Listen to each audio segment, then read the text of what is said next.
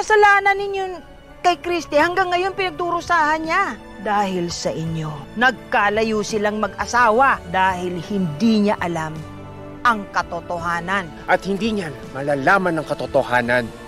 Sisiguraduhin ko na hindi niya malalaman. Kailangan natin magpaalam sa isa't isa. Ano ko sasabihin sa kanya? Sabihin mo sa kanya kung ano talaga yung sitwasyon. Kawawa naman yung anak ko. Alam ko namang hindi mo siya pababayaan. Maayos naman natin to once we moved on with our lives. Apo ko kawawa sa ginagawa niyo yan. Kaya nga, Mama, magtulungan na lang tayo, please. Kasi, Mama, mas kailangan kita ngayon. Kung paano kung mas kailangan ni Tori. Wala na pong ibang matatapukin mo. Kayo lang. Good night, anak. I'll see you soon, okay? Makay nang bahala sa kanila. I love you po, Daddy!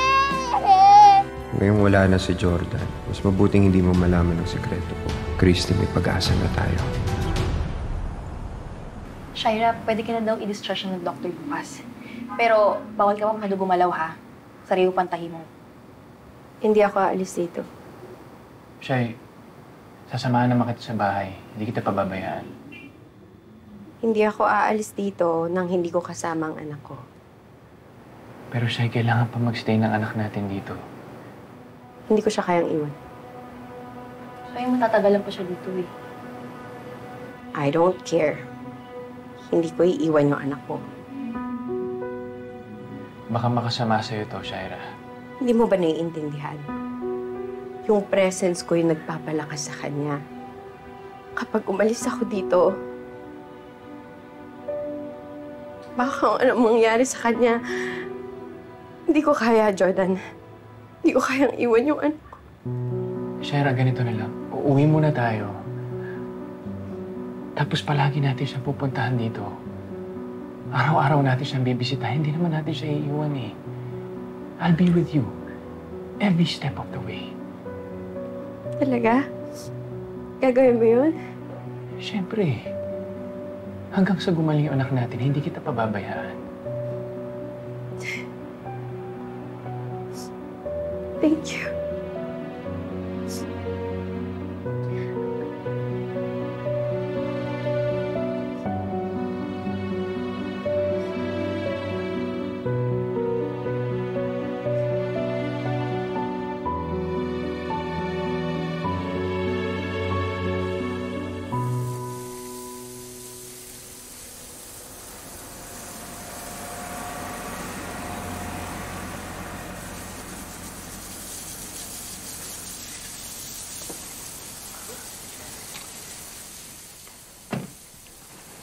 Ate Meldy.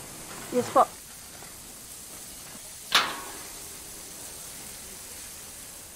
Yes po. Bakit?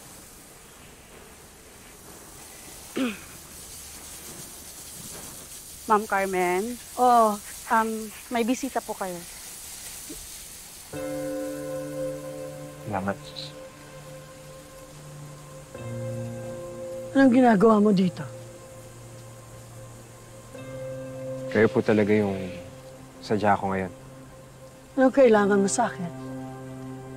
Nung nakalaya po ako at nagkausap na kami ni Christy, hindi ko pa po kayo nakakausap eh. Mabuti alam mo. At gusto kong sabihin sa'yo na hindi porke ikaw ang ama ng dinadala ng anak ko, ay absuelto ka sa lahat ng ginawa mo sa kanya. Dahil hanggang ngayon, minumulto pa siya sa pagdukot mo sa kanya. Opo. Alam ko po yan. At pinagsisisihan ko po ang lahat. Kaya po humihingi ako ng tawad sa inyo. Sana bigyan niyo po ako ng pagkakataon na maalagaan ko po si Christy at ang anak ko. Nakikiusap po ako. Sana po patawarin niyo ako.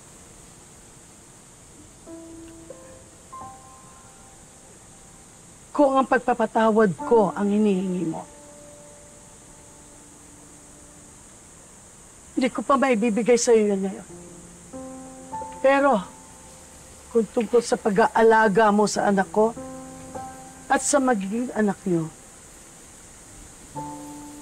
hindi ako makakapag-desisyon yan.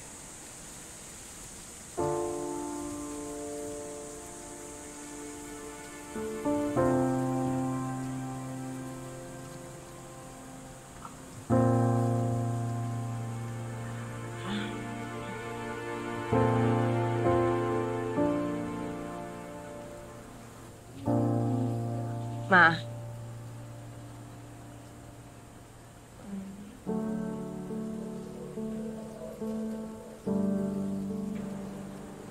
Christy, andito ako bilang kaibigan.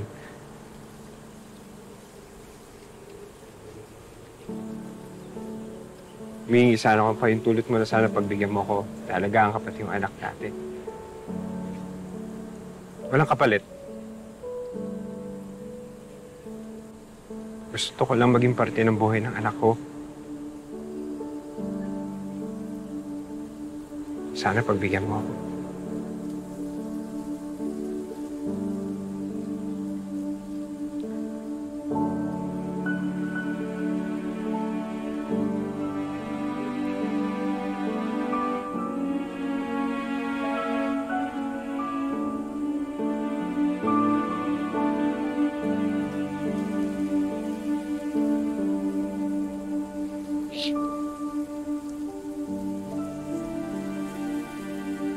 Alang-alas sa bata, pumapayag ako.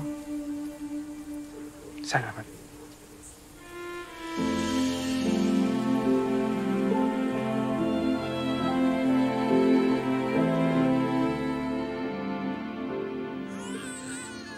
Anak, gusto na kita iuwi. Magpalakas ka na, please. Magpagaling ka na. Don't worry, Mommy. Maganda ang development ng lagay ni Baby. In no time, makakalabas rin siya. Mauna na ako, Mami. Sige, salamat. Girl, ang cute. May hawig sa tatay. Talaga? Kailan mo, Jeff eh. Ako yung baby mo. Walang niya ka talaga. Paano kami makarinig sa'yo dito? Sorry na. Natulala kasi ako eh. Alam mo naman kasi may makakailang.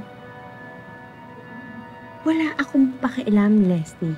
Basta walang dapat makaalam na siya yung tatay. Hindi pwedeng lumabas tong sikreto ko sa kahit kanino, lalong-lalo na ngayon. Yun na nga eh. Nakuha mo si Jordan dahil sa batang yan. Patay ka talaga pag nalaman niya totoo. Walang makakaalam ng totoo, Leslie. Magkamatayan na kaya itikom mo yung bibig mo.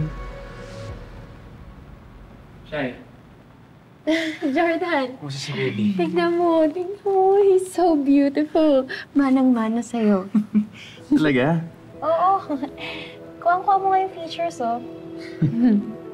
Alam mo, bagay na bagay talaga sa kanyang tawagin na Jordan Manansala Jr. Oo naman. Jordan Manansala Jr., my one and only son.